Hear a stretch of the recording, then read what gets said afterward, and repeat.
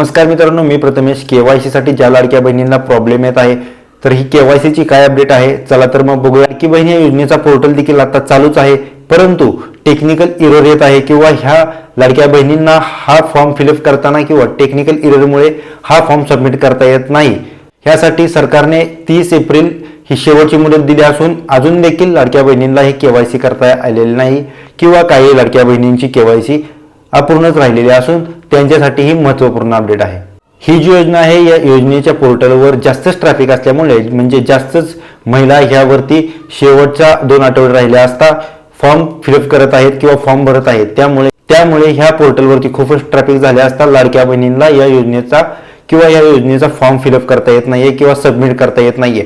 पण लाडक्या बहिणींसाठी एक ट्रिक सांगतो, तुम्ही संध्याकाळी 11च्या नंतर देखील ह्या पोर्टलवरती जाऊन तुमचे असेल किंवा तुमचे काही फॉर्म सबमिट करायचा राहिला असेल किंवा काही दुरुस्ती करायची असेल तर तुम्ही लवकरात लवकर जाऊन संध्याकाळी 10-11च्या नंतर किंवा सकाळी 6च्या किंवा 7च्या आधी तुम्ही या पोर्टलवरती जाऊन तुमचा फॉर्म फिलअप करू शकता।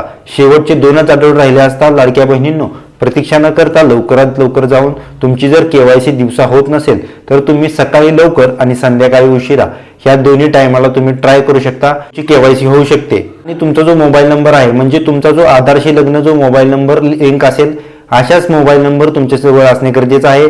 त्याच मोबाईल नंबरवरती तुम्हाला ओटीपी येणार आहे।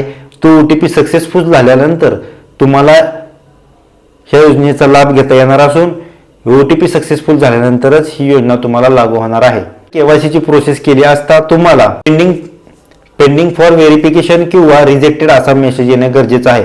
त्याच्यावरतीच तुम्हाला पेंडिंग आहे किंवा रिजेक्ट झालेला आहे हे कळणार असून तुम्ही जर पेंडिंग असेल तर ठीक आहे, ते लवकरात लवकर तुमची केवायसी सबमिट होऊन जाईल किंवा ह्या योजनेचा तुम्हाला लाभ घेता येणार आहे। जर तुमचं रिजेक्ट झालं आणि तुम्हाला जर माहिती नाही तर तुम्हाला केवायसी तुमचे रिजेक्ट होऊन तुम्हाला तिथून पुढच्या महिन्याचा लाभ घेता येणार नाही। तुम्ही या सर्व डिटेल्स भरून देखील तुम्हाला या योजनेच्या केवायसी करताना जरी अडचण येत असेल तर तुम्ही सेतू केंद्रात जाऊन सकाळी लवकरात किंवा संध्याकाळी उशिरात सेतू केंद्रात जाऊन तुम्ही तुमची केवायसी करू शकता।